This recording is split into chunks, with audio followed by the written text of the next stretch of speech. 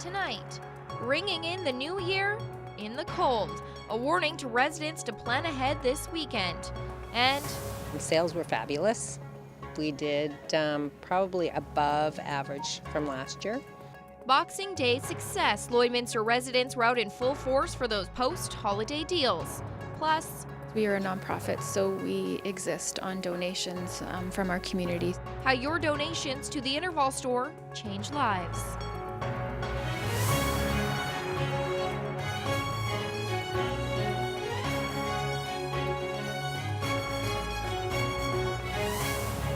This is Newcap News with Michaela Henshaw. Good evening. Well, with New Year's Eve just days away and the cold expected to linger, a reminder to the public to plan ahead this weekend. RCMP urged there is never an excuse to get behind the wheel after consuming alcohol. Plan that safe ride home, whether it's a designated driver or a friend that comes to pick you up, or you can always call your mom or dad. It's always a great idea. Due to the extreme cold, Lloydminster Rescue Squad Captain Ryan LeBlanc is advising the public that it's also unsafe to walk home from any parties. We're going to be expecting some people out on the roads. There's going to be some check stops this weekend, and if people are going to be going out on the town and having a few drinks, is maybe not get don't walk home. Try and get a ride where you can keep yourself warm, because it doesn't take very long for you to get into hypothermic state. Even with a designated driver, LeBlanc says packing proper supplies could keep you safe if your vehicle gets stuck on the side of the road. So some of the things that some people should carry this weekend are blankets, some winter jackets, pants, boots, gloves, toques, that kind of thing, to keep themselves warm, that if they were to hit the ditch this weekend or any time, they'll be warm until somebody arrives to give them some help. And heading into the new year, there's plenty of excitement for businesses around town who pulled in great numbers this month. Josh Ryan has more on shopping crowds continuing during Boxing Week. After a very positive Christmas shopping season, Boxing Day was another win for many businesses in Lloydminster. Sales were fabulous. We did probably above average from last year, so we had a great day. Several stores in Lloyd Mall enjoyed steady traffic, though it didn't match the last-minute shopping spree of the previous week. Before Christmas, it was just go, go, go. There was a non-stop line. And then by Boxing Day, it was more just people aren't really in a rush to be getting other people's stuff.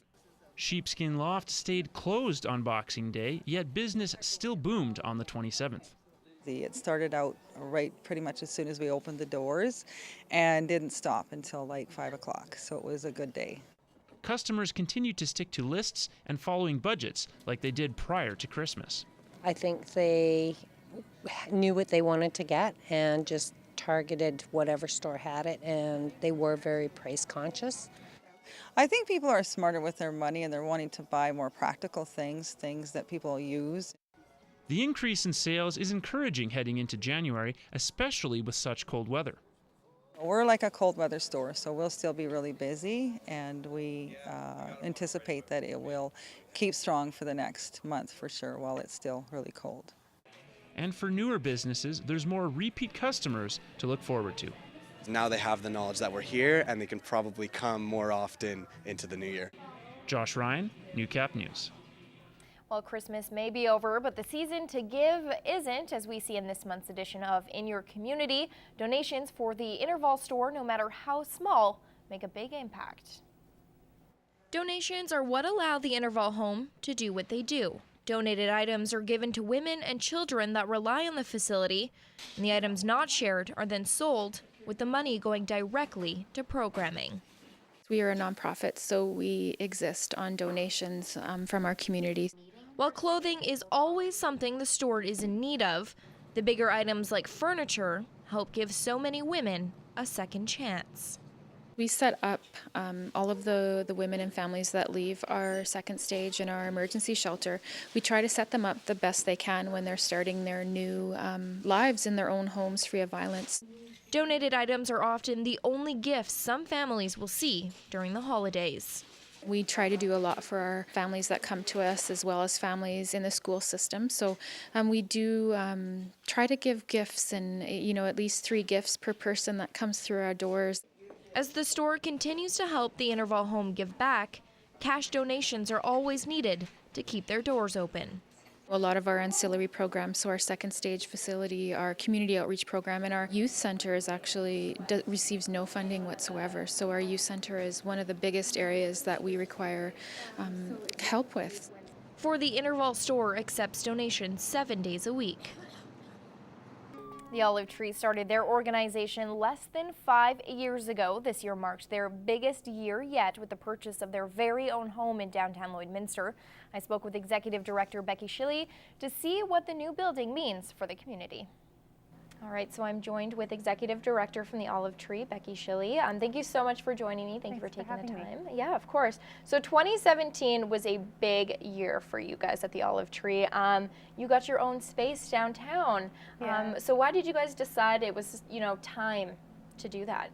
Well, since we began, we knew that we were going to need a space of our own eventually, and so finding the right space was definitely difficult. We needed to be all on one level because we haul a lot of things in different areas, and so finding the right space and having the financial resources and just the timing was important too. So when the United Furniture Warehouse building came up, we knew right away that that was the right space for us. And how exciting was that to, finally have this space, and how has it really bettered your services for our community? Oh, well, we're so much more efficient for sure. Before we were in 7 different locations, and so we had to haul a lot. Or you're texting other staff members quite a bit, or communication was kind of difficult. So, and also because we had so many different meals in different places, it was hard for guests to know, where can we go and get a great meal tonight, or for donors, not sure where they could donate. So it's definitely made us more efficient, and we're so happy to be downtown and all in one spot. So what do you guys really offer at your new facility? I mean, you have the store, and then you have this amazing new kitchen as well. It's beautiful. It's definitely a nice place to cook. 6 ovens now, which is nice. A few of the kitchens that we were cooking in only had one, so that's definitely good. So we have the thrift store. We have bathrooms that are open to the public anytime the store is open, which is nice. We have a bottle filler, so people need access to clean water. They can come into the store. We have a little farmer's market running on Tuesdays and Saturdays, which is another draw just to bring people down. And our free community meals there Monday, Wednesday, and Friday nights. So with the new space obviously comes a lot of expenses. So how did your fundraising go for the year? The capital campaign went very, very well. We were successful and able to finish the renovation. We recently received another sponsorship, so we'll be working on the outside in the spring. But still, the food need continues. We're starting our Christmas hampers here shortly. We'll start gathering everything that we need, so we still need those kinds of things. The thrift store is important. We give away clothing and miscellaneous household items to anybody in need, and so those donations need to continue. Winter gear is always a highly requested item, winter boots, things like that. But we're holding our own, we're doing well. It's been just an amazing year for us. Amazing. Well, you guys do such great work for the community, so I wish you all the best in 2018, and thank you so much for taking the time and sitting Thanks down for with having me. us.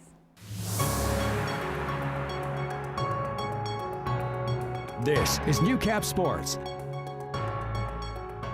A new year means a new start for many teams, including the Lakeland Rustlers, and most of the school teams are hoping to build on a good first half. Here's Lance Phillips and Josh Ryan to give the lowdown on all 4 Rustlers court squads.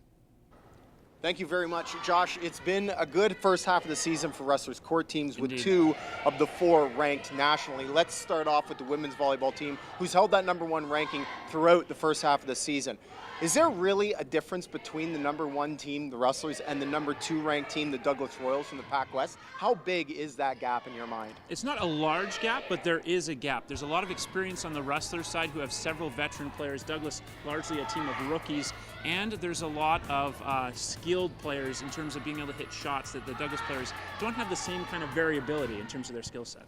There haven't been a lot of teams in the ACAC that can keep up with the Rustlers, but is there one in your mind that could knock them off a potential return to national championship? There is. The former champions, the Briarcrest Clippers, were injured last year, have some injuries this year, but still reigning player of the year is Samantha Zacharias, Janae Rapley on the right side for them as well. A lot of very dangerous servers and attackers that could be tough come playoff time. Let's move over to men's basketball, who are 9-3. They are ranked nationally as well, number 13. What's impressed you about this team so far this season? Their defense. They've been a very poor defensive team in the past, especially being unable to pick up assignments this year so far. Inconsistent at times, but the best defense in the North to this point. What do you expect for this team in the second half of the season? I'd expect a lot of the same team. They are an inconsistent team offensively, but they score in bunches. I think you're going to see more of that, and hopefully, if they kind of solidify those runs a little bit, they'll be steadier come playoff time. Women's basketball team was ranked nationally, but are now out of the rankings. However, Keano, who's behind them in the ACAC North standings, are ranked number 13. Should the Rustlers be a team that are ranked nationally over Keano? I think so. They have a better record, their point differential's better, and they've been able to play against some tough teams in exhibition, which also goes against your rankings. I'm not sure how they do the thing in the CCAA, but it seems to hurt the Rustlers every once in a while. We caught up with Chris King earlier in the day yesterday to speak about what he thought his team looked like coming back from the second half. Yeah, we're in terrible shape. It looks like we haven't played in 30 days and practiced in 2.5 weeks, and it showed this morning. I was really unimpressed with our conditioning. My expectations for this group is 11-1 or 12-0 is kind of what I thought could happen in the second semester. I think right now they need to have a reality check. This league teams are always getting better, and they're working extremely hard over their break. I don't think we did enough on our break to get better. So clearly he thinks there's work to be done, which begs the question, how critical is their opening second half weekend against Keano, January 19th and 20th? Well, very critical, obviously. A win separates the two teams, and a sweep either way will put one team at least solidly in first or second, so big weekend for the squad. Men's volleyball had a struggle last year. They've also struggled this year, but they're close in the ACAC North despite being in last place. What do you think's been the team's biggest nemesis so far? It's been consistency. It was the same issue last year where they can't play well from Friday to Saturday or Saturday after Friday, and they haven't played well on the road either. Winless on the road since 2 years ago, basically. Yeah, they need to get a win on the road if they hope to do anything. Is this a playoff team? They're only a couple of wins out of actually getting into a tie for third. Is this a team you see making the playoffs? I think if they have any kind of consistency this half of the season, they are a playoff team. It's 2-win difference, and they've shown they can beat the best teams in the division. More to be seen from Rustlers court teams who get underway next weekend. Women's and men's basketball following on January 19th and 20th.